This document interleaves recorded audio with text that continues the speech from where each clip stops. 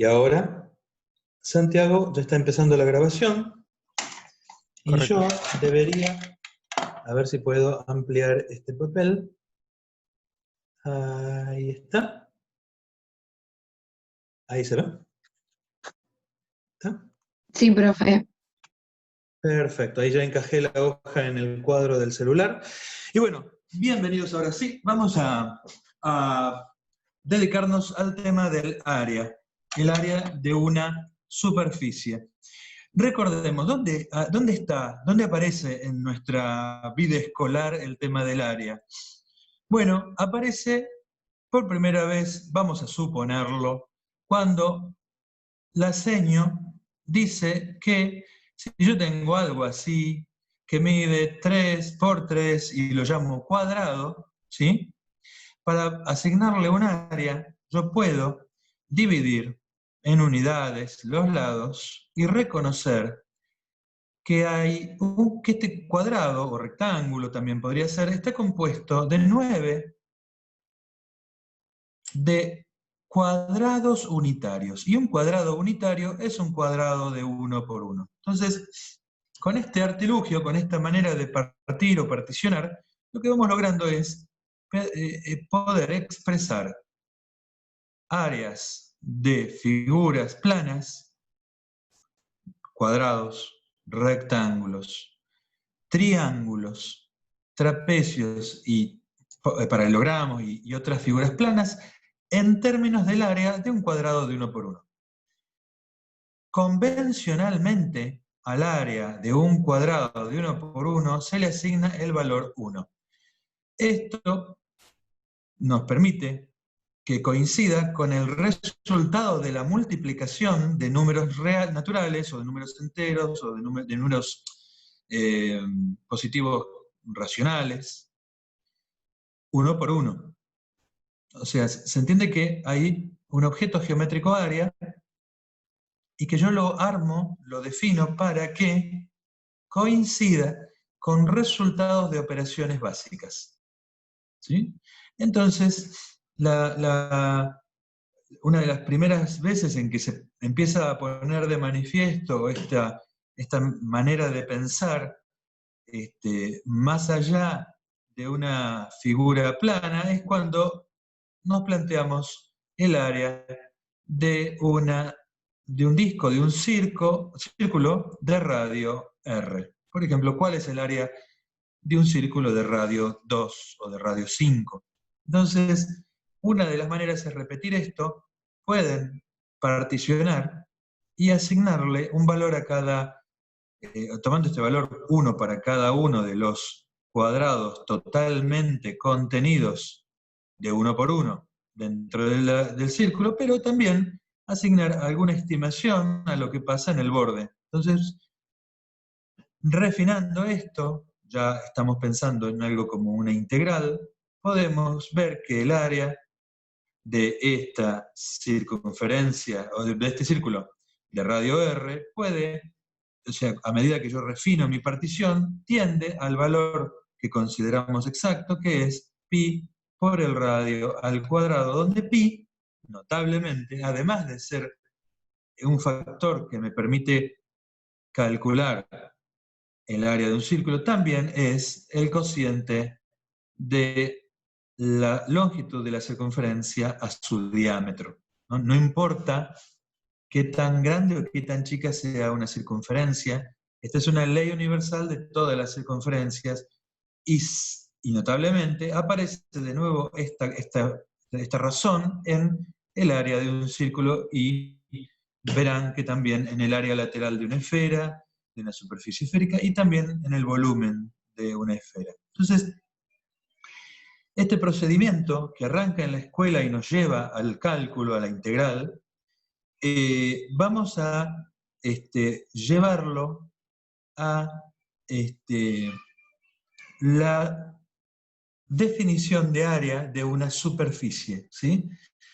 Propiamente hablando, este procedimiento sin el paso al límite no me permite calcular el área de un círculo de radio R. Yo necesito este paso al límite, esta integral, para poder calcular el área del círculo y por otro lado podemos considerar esa integral que calcula el área como una definición del área. ¿Sí? Ustedes pueden sentirse un poco extrañados de lo que estoy diciendo. ¿Cómo definir el área? ¿Cómo? El área es el área. O sea, yo tengo una pared y la pinto y me lleva tantos litros de pintura de acuerdo con el poder cubritivo de la pintura. El vendedor me dijo que con esta lata de 20 litros cubro como para darle 2 manos a la pared de 4 metros cuadrados. Entonces, yo estoy acostumbrado a pensar que el área es una cosa, un número físico, así como la longitud. Para aquellos que le tengan mucha confianza a este número, como que es algo real, más allá de nuestra manera humana de percibirlo y de definirlo, o sea que no es una definición, que es algo real que existe. Les recomiendo, hay un paper de un señor llamado Mandelbrot que se planteó en el año 60, en la década del 60, 1966 aproximadamente, el tema de si existe o no existe la longitud. En particular, la longitud del perímetro de una figura que no está hecha de bordes rectos.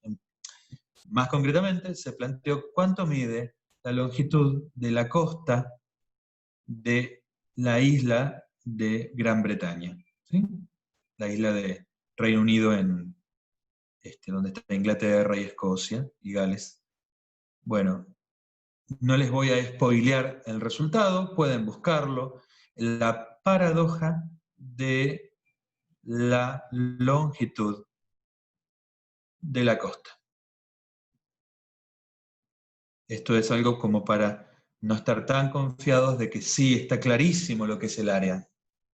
Si no está claro lo que es la longitud, menos claro estará lo que es el área, salvo en casos absolutamente sencillos. ¿Cuáles son? Figuras planas, cuyos bordes son líneas rectas. ¿Está? O segmentos de recta. Entonces ahora vamos a encarar este tema que es el área de superficie. Recordemos de la clase pasada que para nosotros tenemos la superficie como una imagen de una función a valores vectoriales con 2 parámetros.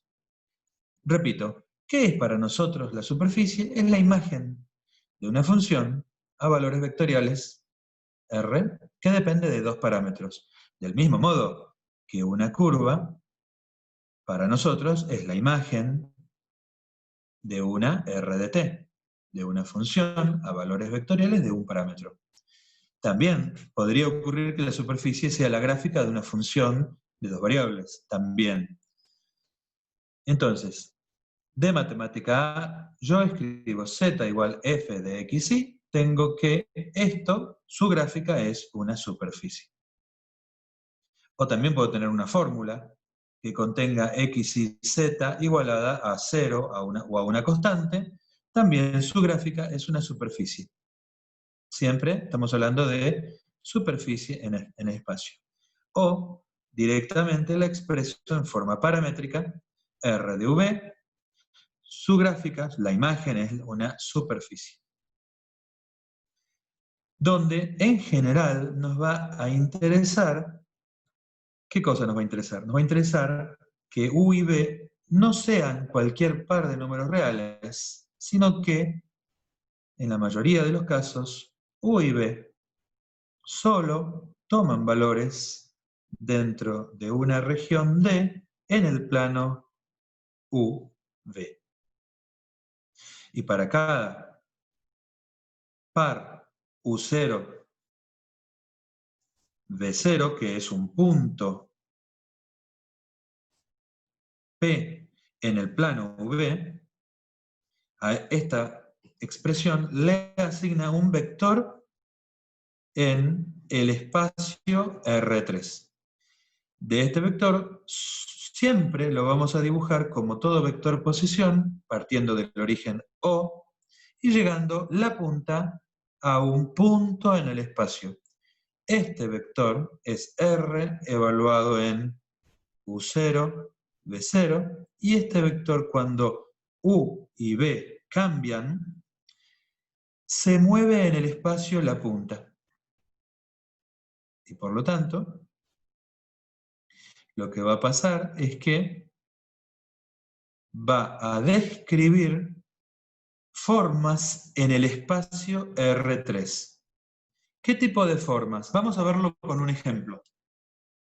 Vamos a retomar, quizás de la clase pasada, pero es razonable que lo retomemos. Ejemplo, R de UV igual al vector coseno de tita, seno de tita, perdón, tita es el parámetro. Bueno, cambiemos acá, es coseno de U, seno de U, V. Esto lo hicimos, creo, la clase pasada, y le pedimos a U que, ya saben que el U es el nuevo nombre para tita, que vaya entre 0 y 2pi, y B que vaya entre, creo que habíamos dicho, menos 1 y 2. De la clase pasada, ¿qué pasa si yo congelo o fijo U en un valor U0? Tomemos un ejemplo, supongamos que U vale pi sobre 4. Entonces, si yo congelo, me queda que R, el vector R, será evaluado en U, que vale pi sobre 4, V. O sea que tengo una función a valores vectoriales R que termina dependiendo de un solo parámetro. Estoy en este caso. ¿Lo ven? O sea que tengo una curva. Si tengo un vector que depende de un solo parámetro real, tengo una curva. ¿Y qué curva es esta? Y será la curva coseno de pi sobre 4, seno de pi sobre 4, b. Con b variando de menos 1 a 2. Entonces, ahora lo dibujo, ¿y qué tengo? Coseno de pi sobre 4 es raíz de 2 sobre 2, seno de pi sobre 4 es raíz de 2 sobre 2, o sea que es un punto que está por acá, raíz de 2 sobre 2, raíz de 2 sobre la recta igual x, y en la circunferencia de radio 1, en el piso. Y la altura es cualquier valor b entre menos 1 y 2, o sea, desde acá hasta acá.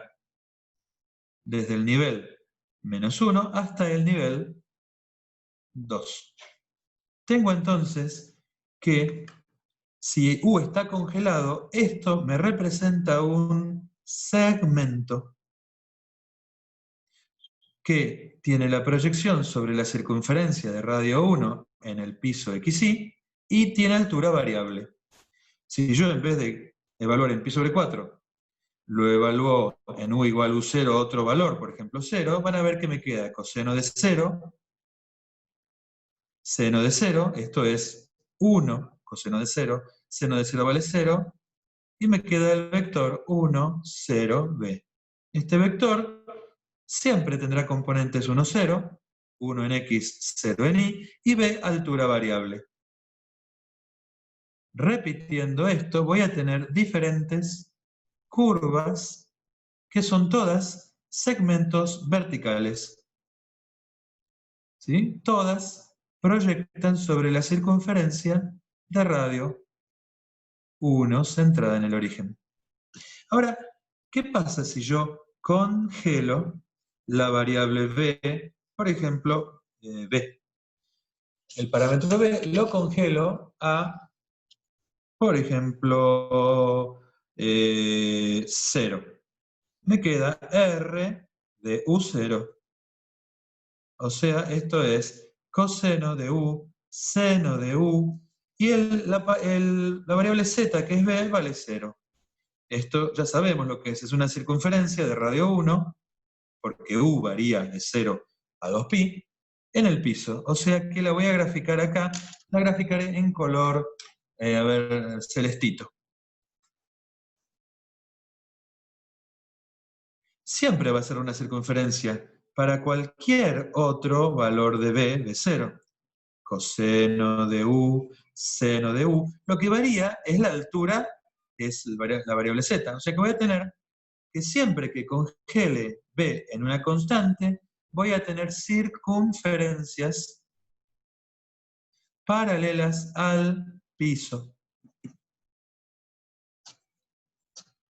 De hecho, justamente esto lo que me hace es parametrizar esta parametrización un cilindro. Lo vimos la clase pasada. O sea que vamos a hacer este gráfico también con el gráfico del dominio. ¿Cuál es el dominio? ¿Cuál es el dominio de esta función? Veámoslo en color celeste. U varía de 0 a 2pi. Y b varía desde menos 1 hasta 2.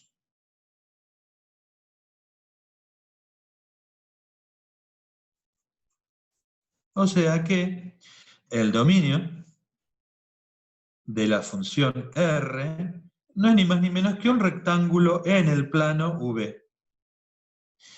Ahora, cuando le aplico la función R, lo que me da es un cilindro de radio 1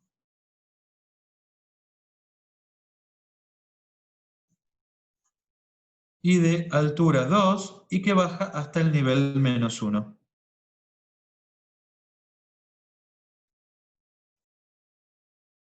¿Se ve el cilindro? ¿Lo alcanzan a ver? Como el cilindro lo puedo pensar como un conjunto de circunferencias paralelas al piso, infinitas circunferencias, o como un conjunto de infinitos segmentos paralelos al eje Z. ¿Me pueden decir si se entiende lo que estoy dibujando? ¿O no están remareados?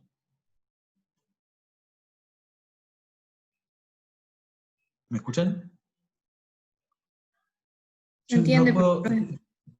Más o menos se entiende. Gracias. Les agradezco porque con este celular no puedo hacer mucho más que ponerlo como cámara.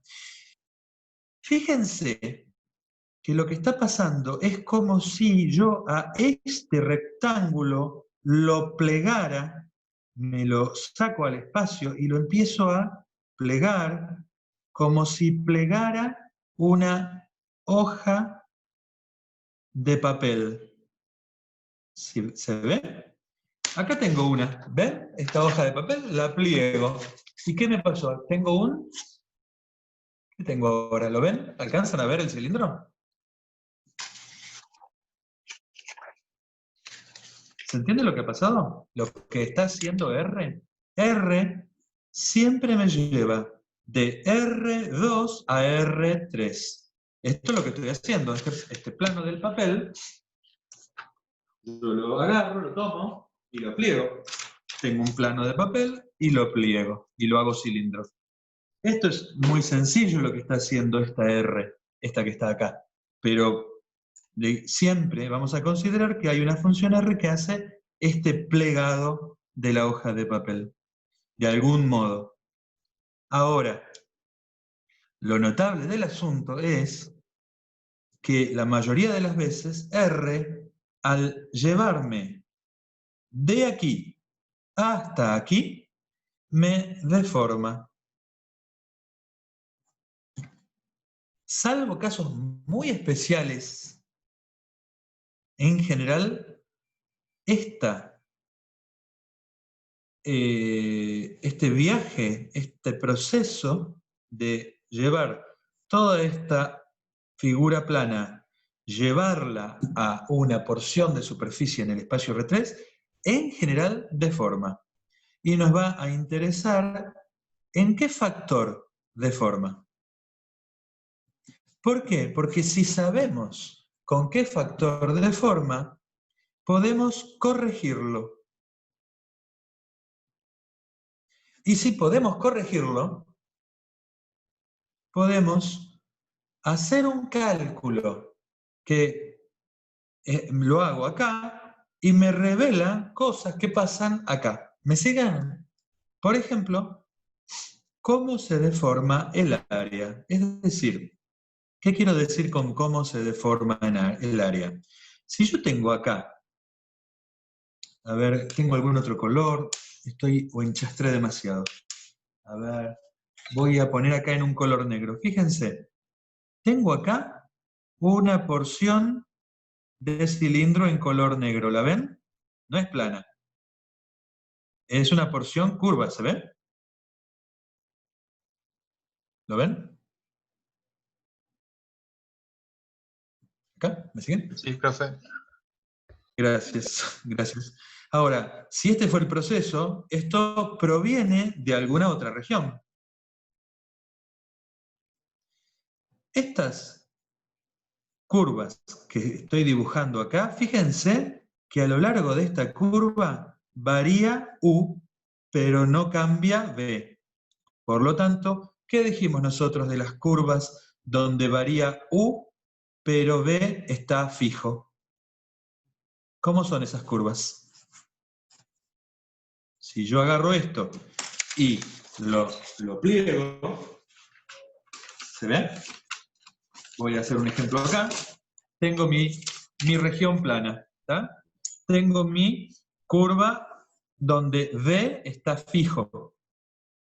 Y ahora lo pliego. ¿En qué se transformó esa curva plana, ese segmento de recta? ¿En un qué?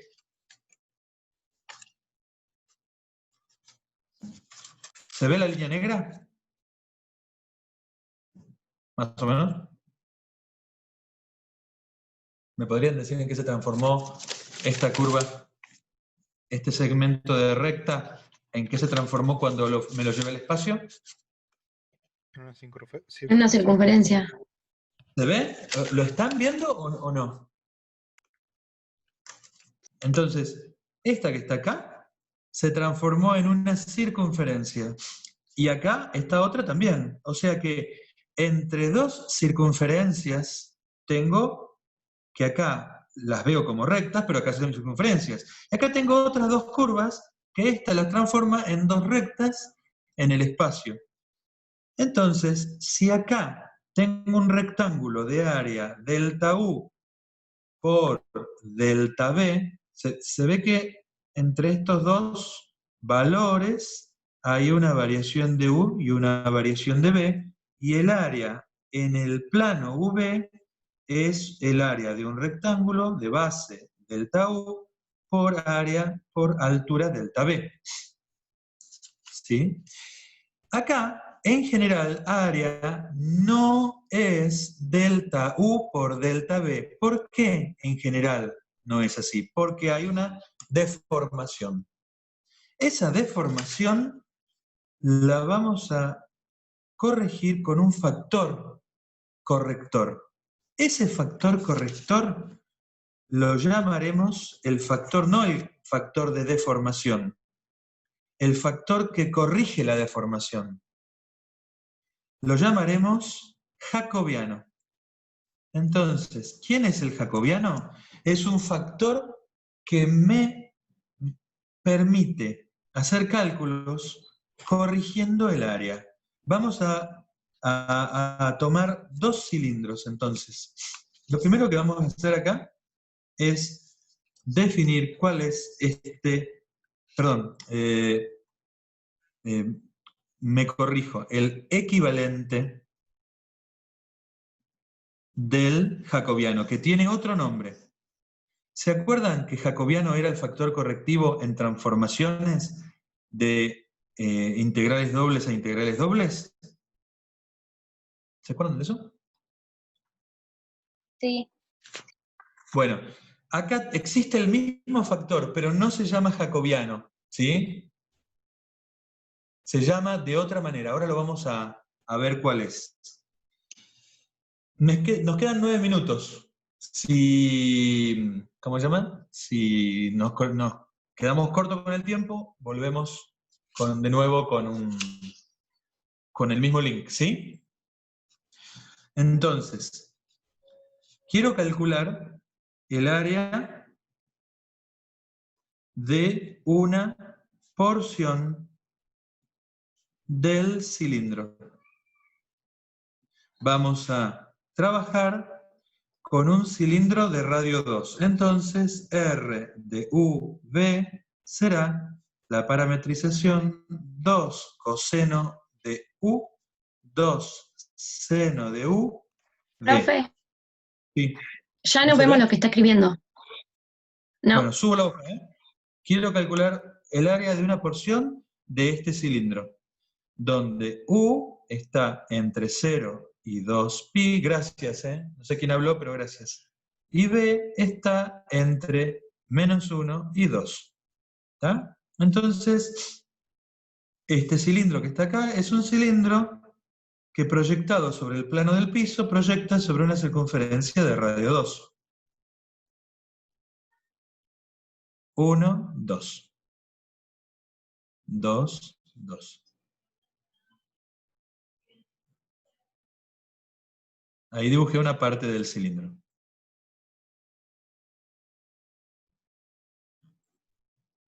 ¿Está? Y sigue para abajo una unidad, hasta el nivel -1. Entonces yo quiero calcular el área de este cilindro. ¿Qué es lo que vamos a hacer? Vamos a... los invito a ver en el material cómo se calcula este factor correctivo, que es el equivalente del jacobiano, y a reconocer que ese factor correctivo es el módulo de un vector normal calculado de un modo especial. Ahora vamos a ver cómo se calcula este factor correctivo. Primero vamos a calcular el normal.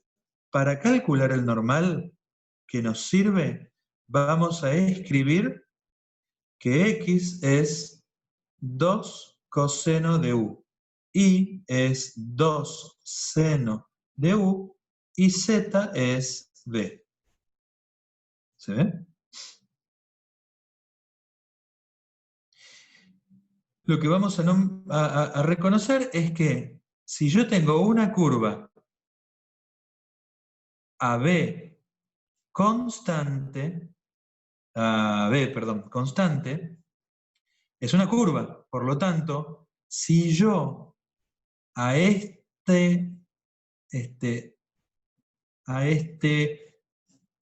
función lo derivo a este vector, tengo el vector tangente. ¿Se acuerdan de eso? Por lo tanto, estoy parado aquí y tengo que la derivada de esta función, que depende, bueno, de uno depende porque está fijo. Perdón, dijimos que era b constante.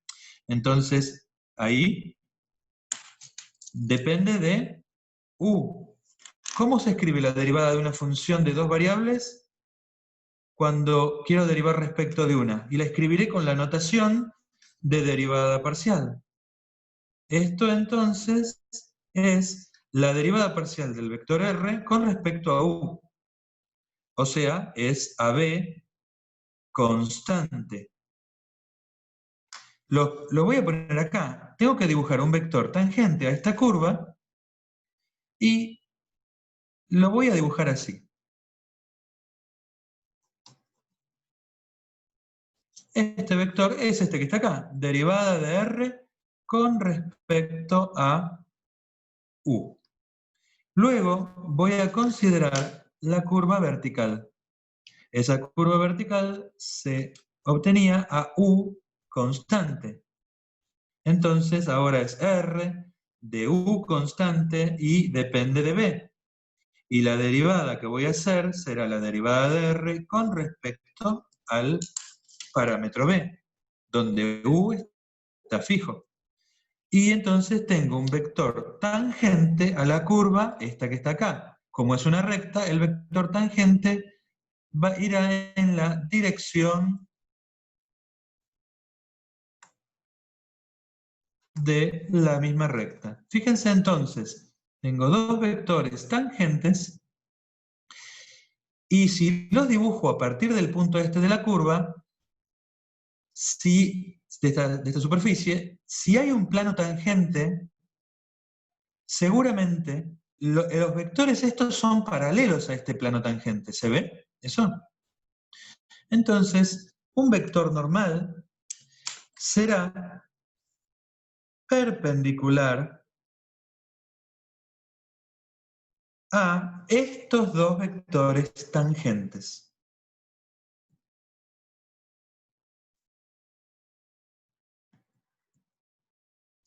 De estos, claro que no hay un solo vector normal, hay infinitos. Si yo tengo un vector normal, cualquier otro múltiplo de este que apunte para allá o para allá también es normal. Pero el factor correctivo que necesitamos lo vamos a obtener con la operación de producto cruz entre estos dos vectores.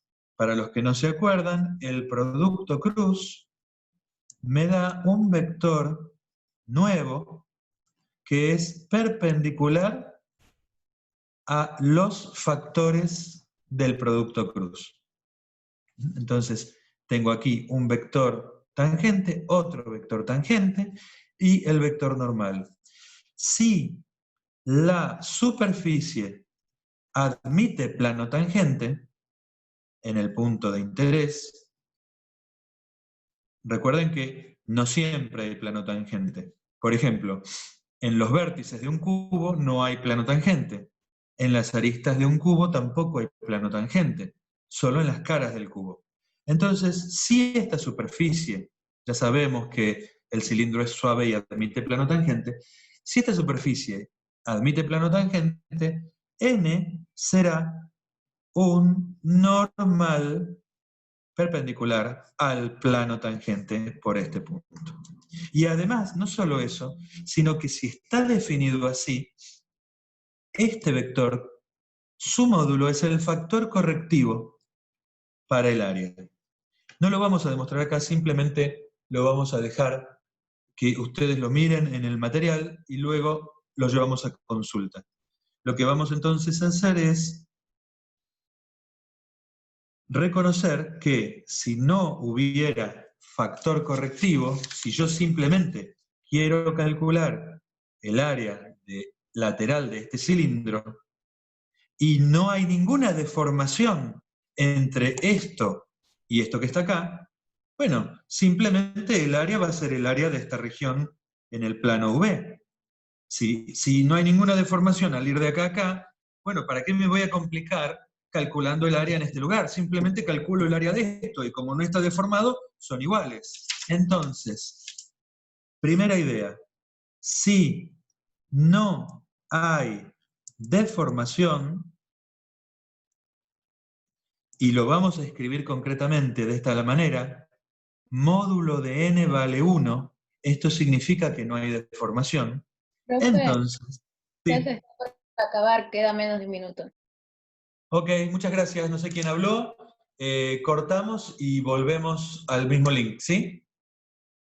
¿Cortó?